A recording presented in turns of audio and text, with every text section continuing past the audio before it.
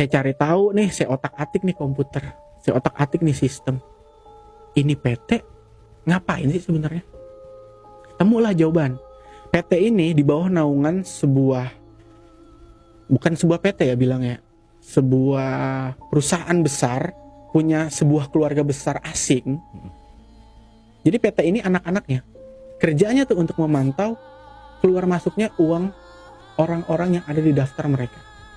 Dari 12 orang tersebut nih, ada 3 orang yang saya tahu banget, karena ini orang warawiri di layar kaca dan ya hidupnya hedon lah. Setelah kejadian tersebut, di hari ke-36 pas, saya dapat pekerjaan baru nih. Tiba-tiba disuruh ngambil barang di daerah Warakas. Ketemu sama orang, ngambil barang. Yang saya ambil tuh sebuah styrofoam kecil, paling 30 cm. Styrofoam, tapi jelas ada isinya karena berat. Terus saat saya bawa pakai motor tuh kayak ke goyang-goyang gitu loh. Wah, nyampe kantor, saya kasih. Saya penasaran, saya pengen tahu apa sih Pak. Nih saya buka, kata supervisor nih, saya buka. Itu isinya kepala anak ayam cemani sampai kepala ayam cemani dewasa. Kenapa saya bisa tahu itu ayam cemani? Karena ayam cemani karakteristiknya seluruhnya hitam dan itu kepala doang. Itu kayak suatu nih udah mulai anehnya nih, udah mulai anehnya. Sabarin. Di hari ke-36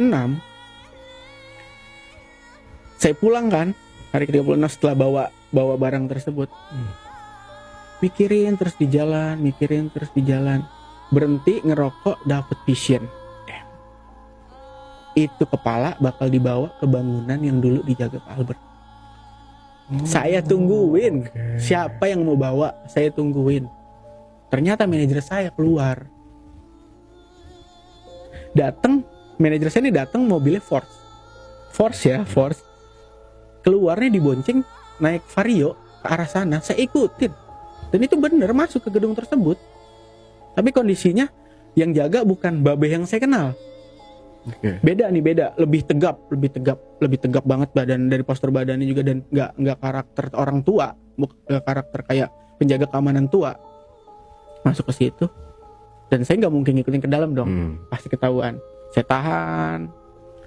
Di hari ke-39 saya di situ, saya acak-acak lagi nih sistem. Pengen tahu apa sih. Nah, nemu sebuah foto meja batu. Ada di atas meja batu ada batu merah yang cukup besar. Dan itu mirip yang ada di ruangan yang ditemukan Pak Albert. Di situ tertulis Blood Ruby. Jadi kan foto, terus ada kalimatnya gitu, Blood Ruby, ada nomornya, ke-4, Blood Ruby 4. Di situ saya mikir, 4, berarti ada 1, 2, 3, 4, 5, 6 dan yang lainnya dong. Saya coba cari tahu, berhenti di situ. Di hari ke-42 saya di situ, saya makin ekstrim buat nyari tahu. Saya bukan mancing. Saya ngerasa kalau saya tetap di sini nggak bakal dapat jawaban lebih valid. Saya bikin surat resign. Saya ketik surat resign. Saya cetak. Saya kasih ke supervisor. Dia baca. Oh ya udah, hati-hati. Ngasih uang lagi. Ini buat pulang. Aneh gitu. Iya. Orang resign dikasih uang. Tapi nggak ada jawaban iya, enggak. Dan setelah hari saya kasih surat resign,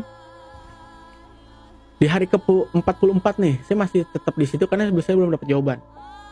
Akhirnya menjelang pulang, dia baru ngomong, ya udah, tapi jangan pernah ngomong apa yang udah lu terima, apa yang udah lu kerjain di sini.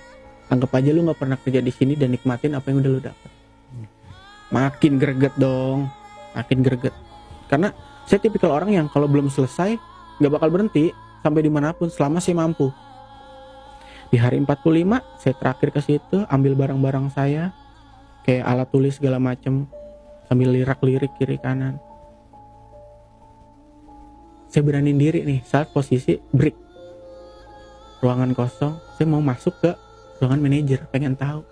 Dan saya ngerasa aneh, masa ruang manajer yang seharusnya ada meja, komputer, itu kan normal.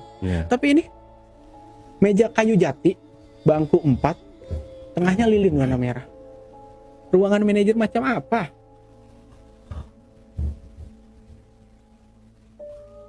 Aneh. Setelah ilmu yang saya dapat dari situ, info-info yang saya dapat dari situ, dan saya tahu mereka bernaung di apa. Kebetulan saya punya kenalan beberapa teman di luar. Saya sharing, pengen cari tahu. Mereka tahu gak tentang perusahaan ini dan keluarga ini. Saya nggak mau sebut nama keluarganya ya, karena cukup sensitif kalau sampai kita sebar. Dan mereka bilang, ini keluarga kaya. Mereka tuh memegang kunci beberapa negara. Mau apa lu, Den, dengan mereka? Pengen tahu mereka kerjanya apa?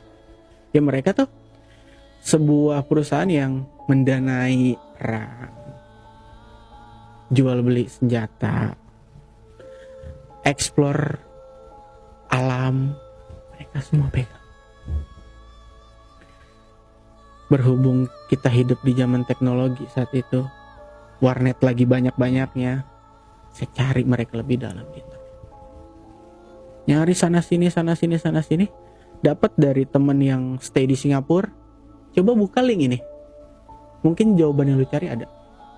Saya buka, itu background dari link tersebut tuh batu yang ada di atas meja batu itu loh. Dan ternyata link tersebut menjelaskan, dan link tersebut dibuat oleh seseorang yang pernah kerja bersama mereka, bersama orang-orang asing ini. Dan ini orang setelah membuat vlog atau membuat blog ini hilang tanpa jejak. Tapi blognya ini dipertahankan oleh beberapa teman-temannya supaya orang banyak yang lihat apa yang terjadi sama beliau si pembuat blog ini. Di blog tersebut dijelaskan mereka ini dibilang satanik bukan, dibilang sekte juga bukan, tapi sebuah perkumpulan orang-orang yang berpikir sangat cepat, sangat hebat, dan tahu beberapa rahasia alam. Dan mereka tuh di bawah naungan, kalau beberapa agama gitu, ini malaikat-malaikat hitam, malaikat-malaikat jahat. Dan bos mereka nih yang mereka sembah ini, yang konon kabarnya ada dan bersemayam di batu tersebut, itu yang paling tinggi kastanya. Oke. Kastanya. Dan ternyata batu ini dibawa ke beberapa negara, dan itu ada di Indonesia, dibawa 7 buah batu, dan itu semua tersebar di Pulau Jawa. Berarti saya lihat nomor 4 ini ada temannya yang lain. Oke, kita skip sampai di situ kan. Terus saya cari tahu lagi tujuannya untuk apa. Ternyata makhluk astral, bukan makhluk lagi ya, ini biang-biangnya makhluk mungkin saya bilang, yang ada di batu tersebut itu mampu mengontrol orang-orang yang harus dikontrol supaya ikut perkumpulan ini, nurut akan perkumpulan itu. Dan itu terjadi sampai detik ini. Dan itu ada di sini, real ada, mengalami, bahkan menerima uang dari mereka ya. Ya. Setelah itu nih Bang Ale nih, yang paling greget banget. Saya pulang ke rumah, kok rumah bau amis. Rumah pribadi saya ya, kok bau amis. Almarhum nyokap bilang, bangke mungkin, cari itu keliling rumah, angkat-angkat barang, nggak ada. Terus ada satu saudara lah dari luar kota, karena saya nge-share ke dia, saya nanya, Mbak ini kenapa ya, ke rumah begini nggak hilang-hilang, hampir 4 hari itu Bang Ale, baunya nyengat banget. Sampai kalau buka pintu tuh tetangga tuh katanya nyium, katanya, saya sih nggak pernah nanya langsung ya, katanya, kata almarhum nyokap segitu. Setelah itu